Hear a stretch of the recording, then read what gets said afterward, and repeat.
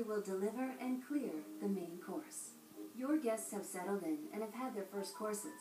You've made a good impression and established a rhythm with the table. It can be a delicate balance between checking in to see if they have what they need and interrupting too often. Throughout the meal, you need to constantly read your guests. Many times you will find out more through body language than with direct verbal cues. You will have to be aware if a guest needs something or wants to be left alone. If wine is to be served with the main course, it should be opened and served before the food is delivered. Styles of wine service are different from place to place. Sometimes the bottle is opened on a separate cart, sometimes on the table. White wine is served differently than red wine, and differently than sparkling wines. See the section on beverage service for more details. All flatware should be on the table before the food arrives. Also, be sure there will be enough room for larger entree plates when they arrive. The kitchen will let you know that the entrees for your table are ready, though you may just have to check in periodically. Pick up the plated food in the kitchen in reverse order of how it is to be served. Someone follows with that herb. It's going to go right on the tripod. Either have someone help you or use the 3-plate carry method explained in the appetizers section. Remember, never carry more than you can handle. The first plate you pick up is the last one you will set down on the table. Whether alone or with help from other servers, remember china should be handled with the thumb at the edge of the rim of the plate, not on any part that might contain food. Serving entrees follows the same method as the appetizers. Ladies first, served from the right side, with the waiter's right hand, and so on.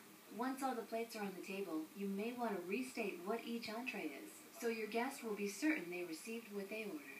And last but not least again, the tea smoked salmon. Is there anything else I might get for you right now? While your guests are enjoying their entrees, check in occasionally to see if they need anything. Use a line like, "Is there anything else I can get for you?" Avoid lines like, "Is everything all right?" which can put the guest on the spot while they mentally review the whole meal. Though some guests may finish their meal earlier than others, it is still appropriate to wait until everyone is done before you begin clearing the table. Anything this way? You also clear plates from the right with your right hand. While clearing from the right, you move around the table in a clockwise direction. Plates can be carried out of the dining room in the same manner as you delivered them. 3 plates in one arm and the 4th in the free hand. Your restaurant may use a tray and a stand for clearing. In some dining rooms, plates may be scraped out of view of your guests. Be aware of guests at other tables who may be watching you. Scraped plates should not be stacked more than 5 high, and no more than 2 stacks per tray.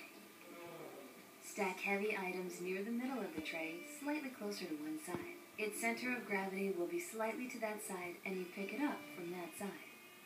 In the dish room, follow the same procedure, putting everything in its place.